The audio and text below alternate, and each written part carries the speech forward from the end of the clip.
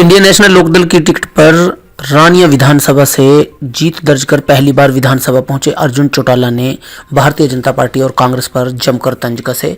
उन्होंने सरकार को नीति, नीयत और निष्ठा का जिक्र करते हुए जमकर दोहरा। अर्जुन चौटाला ने विधानसभा में भारतीय जनता पार्टी के 10 साल के कार्यकाल के साथ साथ कांग्रेस के 10 साल के कार्यकाल के दौरान हुई अनियमितताओं की जांच की मांग की। उन्होंने जेजेपी बीजेपी के 5 साल पर भी सवाल उठाए, कई घोटालों का जिक्र करा। अर्जुन चौटाला ने विधानसभा में जमकर विरोधियों को दोहरा। सुनिए अर्जुन चौटाला ने क्या कहा। कि भाई एंटी करप्शन जो पॉलिसीज हैं उनके बारे में जिक्र किया गया। साथ ही साथ पैराग्राफ 8 में नीति, नियत, निष्ठा, निर्णय इनके बारे में जिक्र किया गया।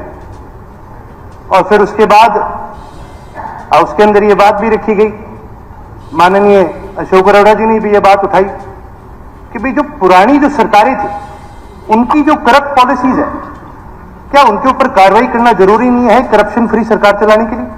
बिल्कुल जरूरी है।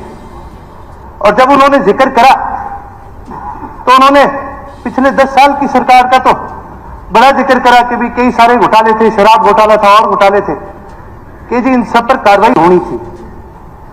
लेकिन मैं आपके माध्यम से हाउस में एक बात और लाने का काम करूंगा कि उससे पहले एक चार्जशीट 2014 में माननीय मनोहर लाल जी खट्टर जी उस समय हरियाणा प्रदेश के मुख्यमंत्री थे, उनको एक चार्जशीट दी गई थी जिसके अंदर कांग्रेस के जो 10 साल जो घोटाले हुए हैं उन सभी घोटालों का विवरण किया गया था। और उस समय माननीय मुख्यमंत्री साहब ने यह बात कही थी कि जी इसके ऊपर हम पूरी तरह से कार्रवाई करने का भी काम करेंगे। साथ ही साथ अभी माननीय वत्स साहब ने भी यह बात कही कि जी सरकार को भी एक ऐसा प्रेसिडेंट सेट करना चाहिए जहां पर करप्शन के खिलाफ पूरी तरह से कार्रवाई होनी चाहिए। जब सरकार 2014 में बनी तो माननीय रामविलास शर्मा जी ने भी इस बात पर बड़ा जिक्र करा कि जी जो पुरानी सरकारें हैं उन सरकारों में जो करप्ट प्रैक्टिसेस हुई है उनके ऊपर एक एसआईटी भी बनाई जाएगी, रिटायर्ड जज को भी बिठाया जाएगा, एक कमेटी भी बनाई जाएगी। लेकिन दुख की बात यह है कि ये चीजें हाउस के फ्लोर पर तो इन सब का जिक्र हुआ है, लेकिन उसके अलायदा कभी भी इनके ऊपर कोई कार्रवाई करी नहीं। माननीय अशोक अरोड़ा जी भी मेरे साथ मेरे ख्याल से सहमत होंगे क्योंकि जो चार्जशीट थी उस चार्जशीट के ऑथर माननीय अशोक अरोड़ा जी ही थे, जिसके अंदर कांग्रेस के जो 10 साल का राज था उसका पूरा एक ब्यूरो दिया गया है। मैं तो आपके माध्यम से इस हाउस के सामने ये बात लाना चाहता हूं कि जहां पर बात की जाती है इस प्रदेश को करप्शन फ्री बनाने की, तो फिर वही बात है जी कि भाई सबका साथ सबका विकास, हरियाणा एक हरियाणवी एक मैं इन पे भी आऊंगा। लेकिन मैं ये कहना चाहूंगा कि अगर मैं दोनों को बोलूंगा जी, मैं दोनों को बोलूंगा कि भाई जहां करप्शन के चार्जेस है तो फिर सिर्फ कल वाले करप्शन के चार्जेस जरूरी नहीं है ना, पिछले 20 साल में सभी के ऊपर कार्रवाई करनी चाहिए। और ये रिकॉर्ड की बात है सर स्पीकर महोदय, मैं आपसे एक चीज जरूर कहूंगा क्योंकि कल हमारी ओरिएंटेशन थी सभी साथियों की, तो ये बात कही गई थी कि कोई टोका टोक ताकि ना हो।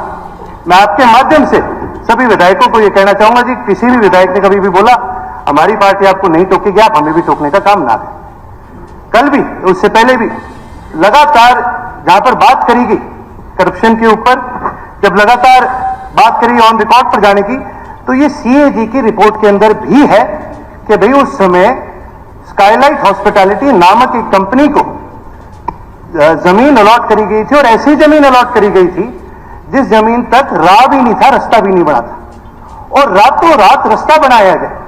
और जब वो रास्ता बनाया गया उसकी वजह से पहले तो जमीन अलॉट करी, सस्ते में अलॉट होगी, रास्ता बनाने के बाद दाम बढ़ गए। हरियाणा सरकार को 44 करोड़ का सिर्फ उस एक अलॉटमेंट में नुकसान हुआ था। और सीएजी की रिपोर्ट के मुताबिक सीएजी ने यह भी रिकमेंडेशन दी थी कि जी इसके ऊपर कार्रवाई करनी चाहिए और वो पैसे वापस सरकार के प्रति आने चाहिए।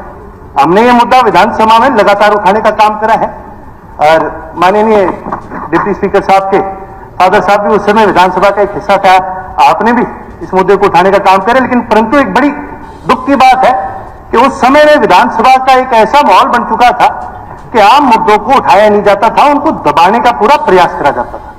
हम तो जी नए विधायक, हम तो आपसे एक ही उम्मीद करते हैं, क्योंकि लगातार जब से ये सरकार बनी है, नई सरकार बनी है, नए विधायक आए, सबको एक बात बताई जाती है कि जी सबको बराबरी का मौका भी दिया जाएगा, सबकी बात भी सुनी जाएगी, सबकी बात रखी भी जाएगी और उसको आगे बढ़ाने का काम भी करेंगे।